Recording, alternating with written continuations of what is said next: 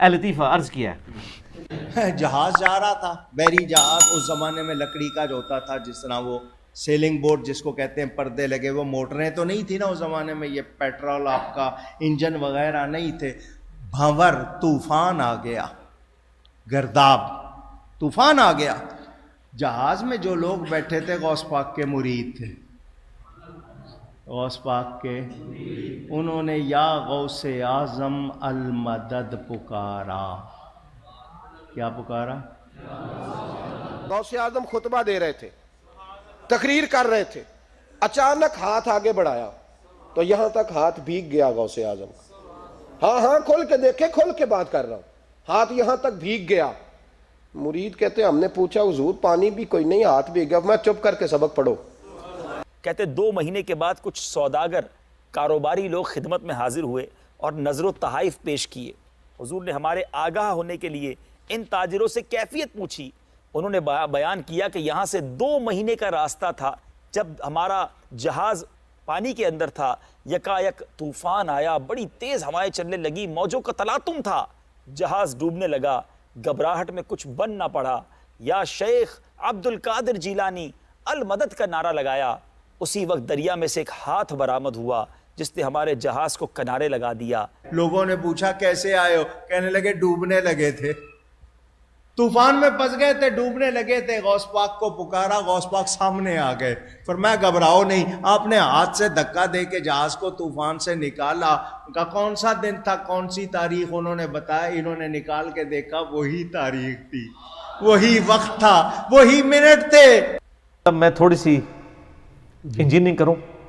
میں کسی کو تو کچھ نہیں کہتا، میں اپنے آپ کو ٹارگٹ کرتا ہوں کہ اگر میں اللہ کا ولی ہوں، میں غوث کتب اور ابدال ہوں، تو مجھ پہ اللہ کی لعنت ہے کہ نبی علیہ السلام کے نالین شریف چوری ہو جائیں.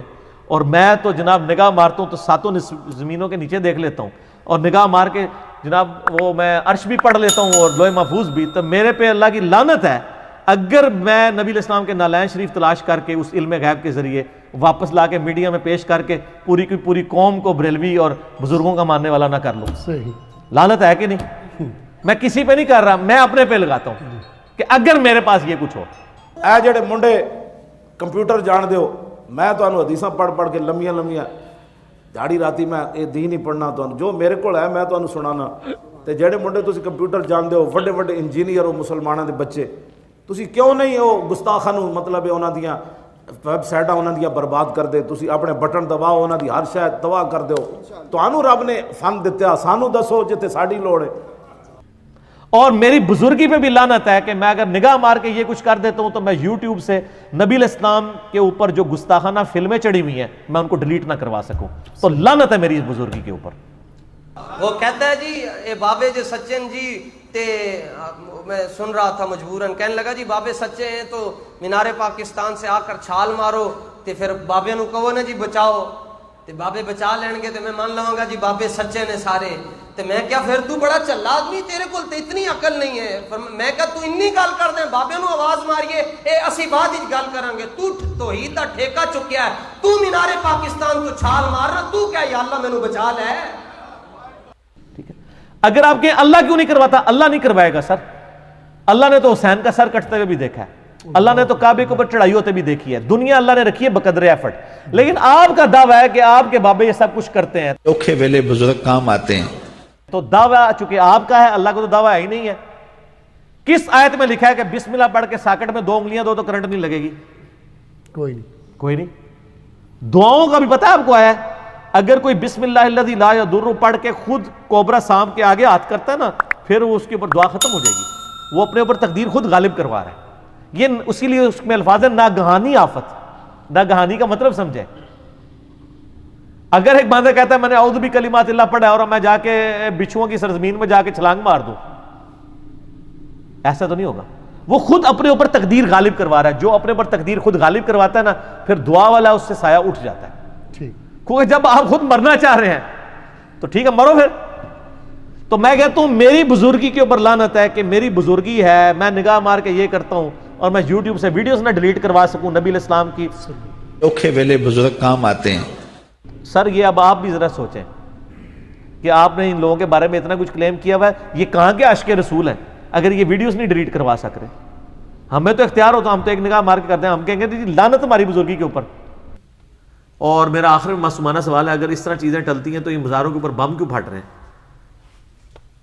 تو یہ فوراً کچھ شیطان کہے گا اور یہ کعبے بھی تک کرین ڈگی سی نا. میں یہ پوچھتا ہوں کہ آپ 2-4 سال پیچھے چلے جائیں, مسجد الحرام کے اندر ہی طواف کر رہے تھے, سارے کے سارے مسلمان تھے, اللہ کی عبادت کر رہے تھے, کرین اوپر سے آئی, گر گئی, کئی مسلمان اس کے اندر شہید ہوئے, ساری دنیا نے دیکھا. وہاں پر اللہ کہاں چلا گیا تھا؟ جب جیسے یہ کہتا ہے نا کہ داتا صاحب اپنے مزار پر بم بلاسٹ کرنے والے کو نہیں پکڑ سکے, داتا صاحب کدھر چلے گئے تھے؟ تو میں اس سے یہ سوال کرتا ہوں کہ اس وقت اللہ کہاں تھا جب کرین گری, اتنے مسلمان شہید ہو گئے؟ سر کعبے کی اللہ نے گارنٹی نہیں لی ہوئی. ابراہ کا لشکر ایک دفعہ ہی تباہ ہوا ہے, اس کے بعد یزید کے دور میں اس کی خباستوں کی وجہ سے خانہ کعبہ شریف کی دیوار اور غلاف کعبہ جل گیا جب عبداللہ ابن زبیر پہ چڑھائی کی. صحیح مسلم میں آتا ہے, مولانا شریف نہیں, مسلم شریف. اس کے بعد حجاج بن یوسف نے عبداللہ بن زبیر کو قتل کیا, عبد الملک بن مروان کے دور میں پھر خانہ کعبہ جو ہے وہ جل گیا اور اس کی دیوار منجنیق کے پتھروں سے ڈیمیج ہوئی. تو اللہ تعالیٰ نے تو کوئی حفاظت نہیں کی ہے, دنیا بقدر ایفرٹ ہے. حتیٰ کہ بخاری مسلم میں آتا ہے قرب قیامت میں ایک پتلی ٹانگوں والا کالا حبشی کعبے کی اینٹ سے اینٹ بجا دے گا, کوئی حفاظت نہیں ہوگی. وہ اللہ نے ایک ہی دفعہ یہ کیا ہے. ابراہیم کے لیے ایک ہی دفعہ آگ ٹھنڈی ہوئی ہے. صحابہ کرام تو رومن امپائر کی جنگوں میں چھوٹی بیٹل فیلڈز کے اندر تیل کے کڑاؤں میں ان کو روسٹ کیا گیا. امیر حمزہ کا جو ہے مسلح کیا گیا ان کی لاش کا, کوئی حفاظت نہیں ہوئی ہے. تو آپ لوگ کس طرح کہتے ہیں جناب؟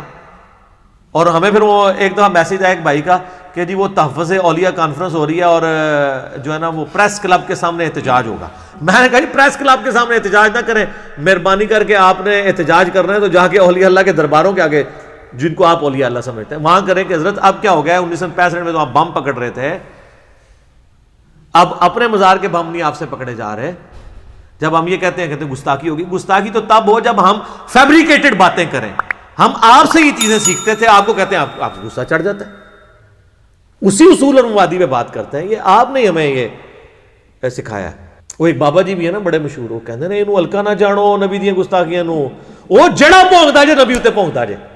تو میں کہتا ہوں بابا جی سلوٹ. میں نے تو اس بابا جی کو خراج تحسین کئی دفعہ پیش کیا, لیکن میں نے ساتھ یہ کہا کہ بابا جی کشف المحجوب بھی ذرا دیکھ لو, حشر بہشت بھی دیکھ لو, تذکرۃ الاولیاء بھی دیکھ لو, میرے کلپ بھی دیکھ لو. اور انہوں نے دیکھے ہوئے, اللہ کے فضل سے میرے خلاف بابا جی کا کوئی کلپ نہیں آ رہا. انہوں نے پتہ ہے کہ یہ منڈا گلاں صحیح پہ کرتا ہے, میں ایسے نہیں بولنا ورنہ میرا مجمع چھٹ جانا. کہتے ہلکا نہ جانو. وہ کہتے ہیں امام مالک فرماتے ہیں نبی دی گستاخیاں ہو رہی ہیں اور امت زندہ ہے, امت مر جائے کہ نبی دی گستاخیاں ہو رہی ہیں.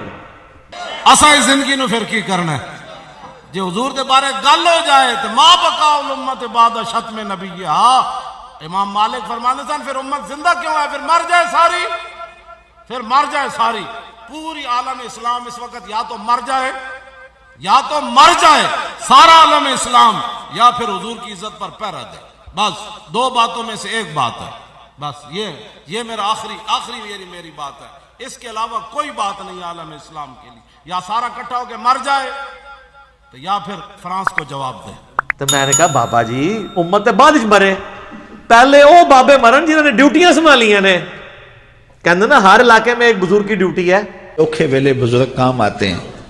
تو جناب وہ سلیکون ویلی جہاں پہ چپس بن رہی ہیں یوٹیوب کی ہارڈ ڈسک, اور جہاں پہ یوٹیوب والوں نے گوگل نے وہ سینکڑوں ایکڑز جگہ ایکوائر کر کے ہارڈ ڈسک لگائی ہوئی ہیں جہاں پہ وہ یہ ساری ویڈیو سٹور ہوتی ہیں, جہاں پہ گستاخانہ فلمیں بھی سٹور ہیں, وہاں جس بابا جی کی ڈیوٹی ہے پہلے انہوں سے بدعا کرو نا اجتماعی کہ وہ پہلے بابا مرے, کیونکہ وہ بھی امتی ہے نا, اور اس کا تو زیادہ حق ہے کیونکہ وہ نگاہ مار کے ساڑ بھی سکتا ہے, میں تو کچھ کر بھی نہیں سکتا.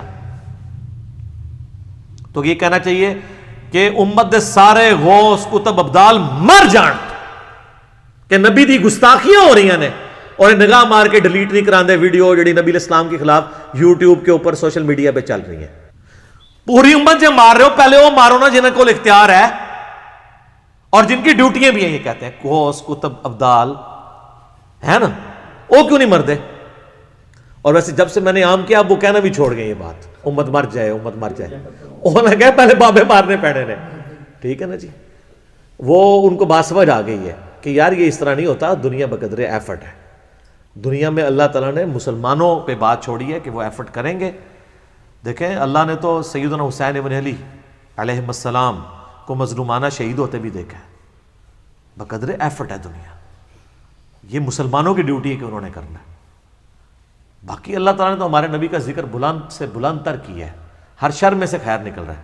لیکن میں اپنے لیے کہتا ہوں، میں بزرگوں کی بات نہیں کرتا. اگر میں غوث وقت ہوں تو مجھ پہ اللہ کی لعنت ہو کہ مجھے اللہ نے اختیار دیا اور میں یوٹیوب پہ نگاہ مار کے رسول اللہ کی گستاخانہ ویڈیوز میں ڈیلیٹ کرا سکوں.